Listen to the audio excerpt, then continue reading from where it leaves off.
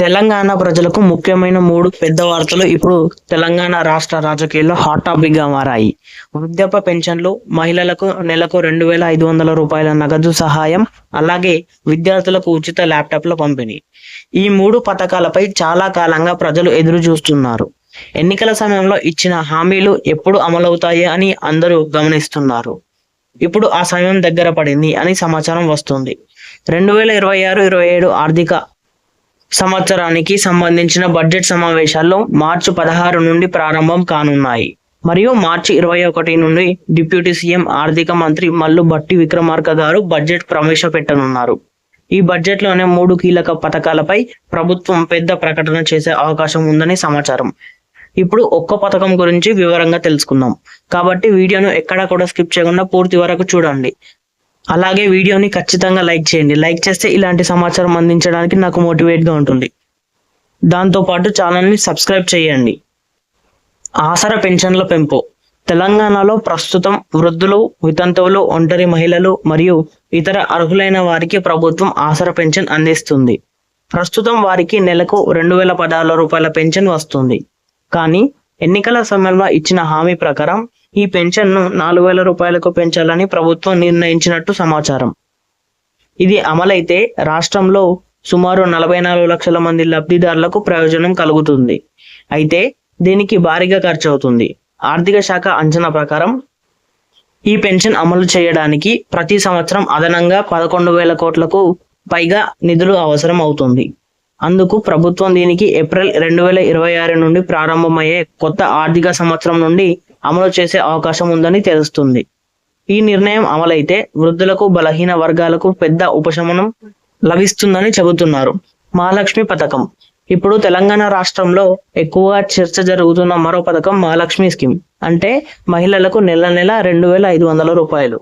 ఈ పథకం ప్రకారం అర్హులైన వారికి ప్రతి మహిళలకు నెలకు 2,500 రూపాయల నగదు సహాయం అందించాలనే లక్ష్యంతో ప్రభుత్వం పనిచేస్తుంది.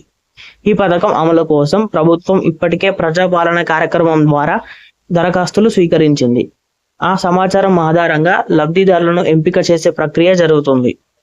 ఈ పథకం ప్రకారం ప్రతి రేషన్ కార్డులో ఉన్న కుటుంబంలో ఒక మహిళను ఈ నగదుకు బదిలీ జరుగుతుంది. ఇప్పటికే మహిళలకు ప్రభుత్వం కొన్ని పథకాలు అమలు చేస్తుంది. ఆర్టీసీ బస్సుల్లో ఉచిత ప్రయాణం, 500 రూపాయలకే గ్యాస్ సిలిండర్. ఇప్పుడు వీటికి తోడుగా నెలకు 2,500 రూపాయల నగదు సహాయం కూడా వస్తే మహిళలకు ఆర్థికంగా మరింత బలమైన మద్దతు లభిస్తుందని ప్రభుత్వం భావిస్తుంది. విద్యార్థులకు ఉచిత ల్యాప్టాప్లు. ఇప్పుడు విద్యార్థులకు సంబంధించిన మరో కీలక నిర్ణయం కూడా తీసుకునే అవకాశం ఉన్నట్టు తెలుస్తుంది. డిజిటల్ విద్యను ప్రోత్సహించడానికి ప్రభుత్వ కాలేజీల్లో చదువుతున్న విద్యార్థులకు ఉచిత ల్యాప్టాప్లు ఇవ్వాలని నిర్ణయించింది.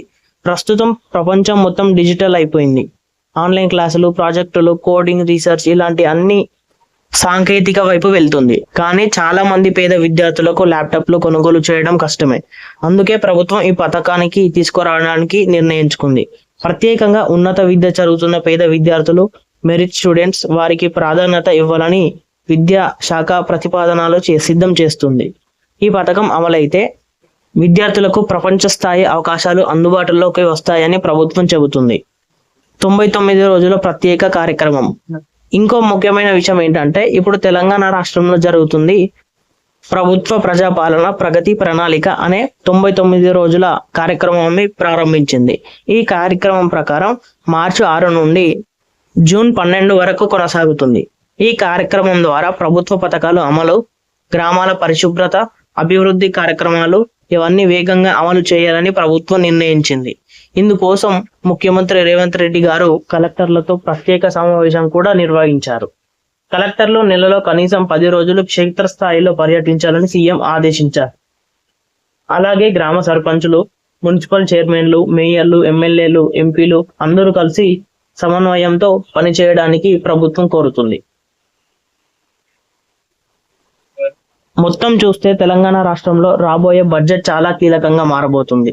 వృద్ధాప్య పెన్షన్ను 4,000 రూపాయలకు పెంపు, మహిళలకు నెలకు 2,500 రూపాయల పెంపు, ఉచిత సహాయం ఉచిత ల్యాప్టాప్లు, ఈ 3 పథకాలు అమలైతే లక్షలాది మంది కుటుంబాలకు నేరుగా ప్రయోజనం కలుగనుంది.